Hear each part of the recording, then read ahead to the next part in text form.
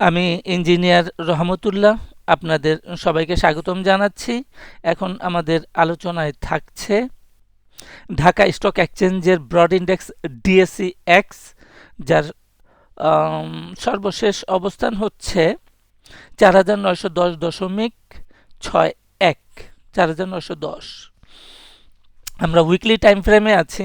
তো এখানে একটা দেখা যাচ্ছে হাই, আমাদের চার্টে এখানে একটা হাই আছে।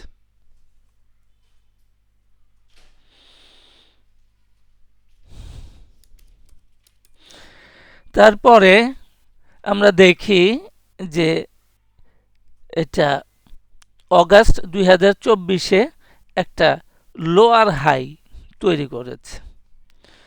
এরপর এই সমস্ত জায়গায় সেপ্টেম্বর 2025-এ আবার লোয়ার হাই তৈরি করেছে।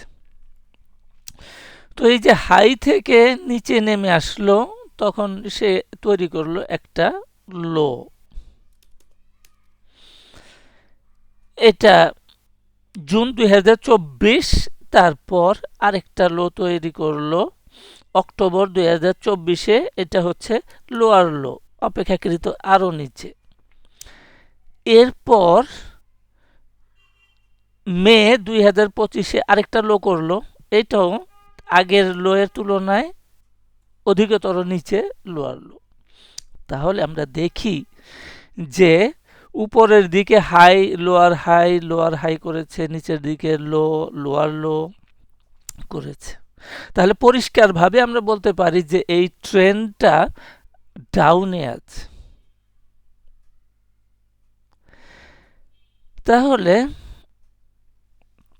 এই ট্রেন্ডটা ডাউনে আছে। ইভেন আমরা সর্বশেষ যে হাইটা পেয়েছি সেপ্টেম্বর 2025-এ, আমরা উইকলি থেকে ডেলিতে আসলাম, এখানেও দেখি যে আমাদের ওই একই অবস্থা।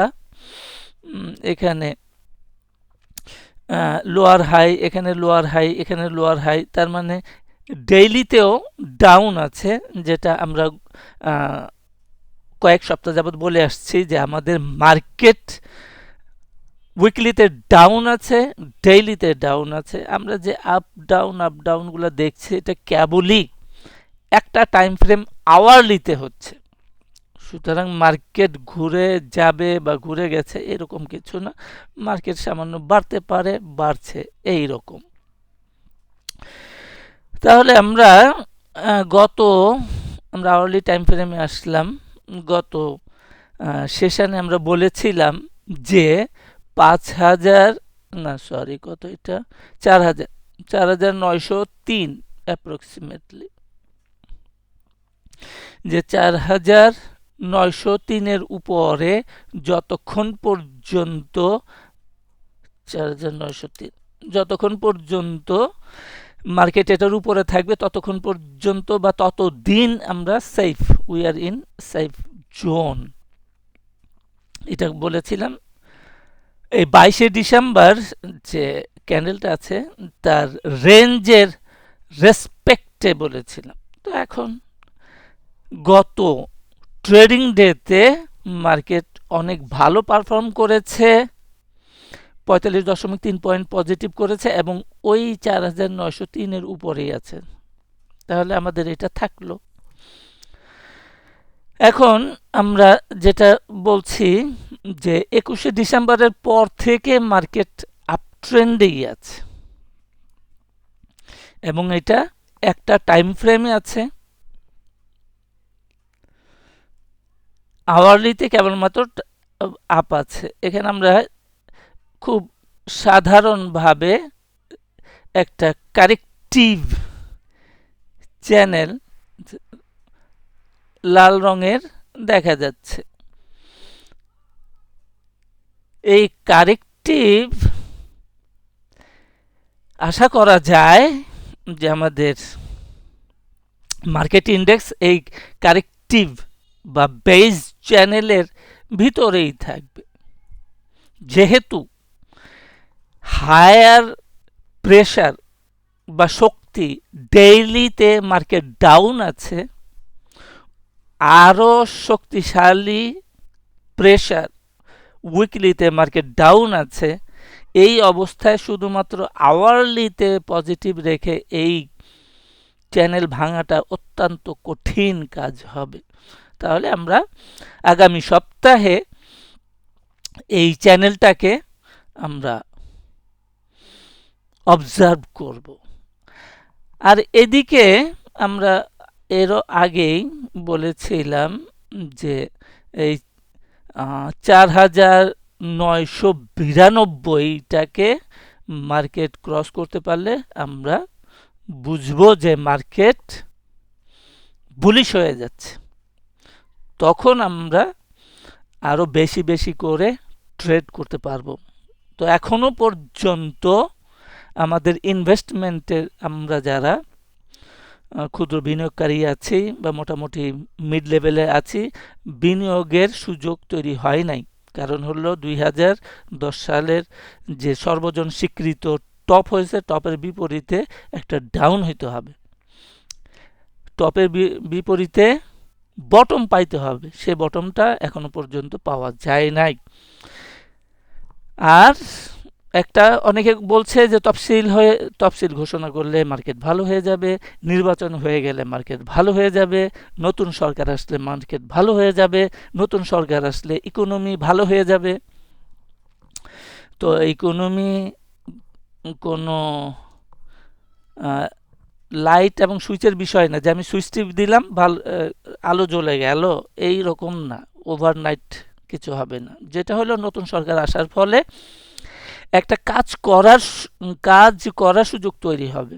তো আমাদের সেই কর্মী বাহিনী বা কাজের লোক তৈরি আছে কিনা।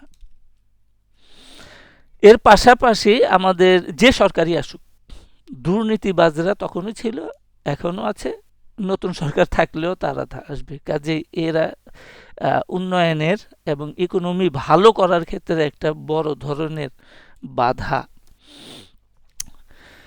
এছাড়াও দেখা যাচ্ছে যে গত 25 বছরে আমরা দেখছি যে আমাদের বাজেট ঘাটতি বাজেট, অর্থাৎ আমাদের যে প্ল্যান করি সেই প্ল্যান অনুযায়ী আমাদের সম্পদ নাই এবং পর্বত প্রমাণ ঋণ আছে। এই ঋণ এবং ঋণের সুদ সঠিকভাবে ম্যানেজমেন্ট না করতে পারলে নতুন করে ঋণ পাওয়া যাবে না। নতুন করে ঋণ না পাইলে সরকারি চালানো মুশকিল হয়ে যাবে।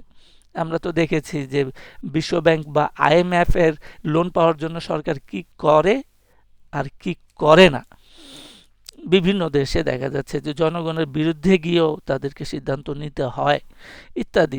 তাহলে ইকোনমি একটা mid term, long term, short টার্মের প্ল্যানের প্রতিফলন হইতে পারে। নতুন সরকার আসলেই ইকোনমি ভালো হয়ে যাবে ওভারনাইট, এরকমটা না। সুতরাং আমরা বুঝবো যে মার্কেটটা ভালো হচ্ছে কি হচ্ছে না। কিভাবে বুঝবো? এই 4992 উপরে মার্কেট যখন স্টেবল থাকবে তখন আমরা বুঝবো যে হ্যাঁ মার্কেট একটা ভালো মুভমেন্ট দেবে, ভালো মুভমেন্টে চলে গেল এবং আমরা বেশি বেশি করে ট্রেড করতে পারি।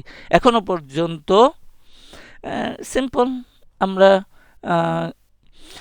দেখলাম যে গত ট্রেডিং ডেতে 263টা পজিটিভ আছে। আসলেও কি 263টা স্টক এবং ইউনিট বুলিশ ট্রেন্ডে আছে? একদম পরিষ্কারভাবে বলছি যে না, নাই।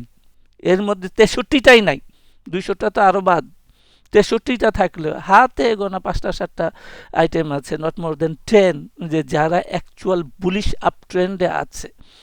সুতরাং আমাদেরকে একটু জেনে বুঝে দেখে নিজের বুদ্ধিতে নিজের সম্পদ নিজেকেই ম্যানেজ করতে হবে। এনিওয়ে, আপনাদের আজকে এই পর্যন্তই থাকলো। সাথে থাকার জন্য অনেক অনেক ধন্যবাদ।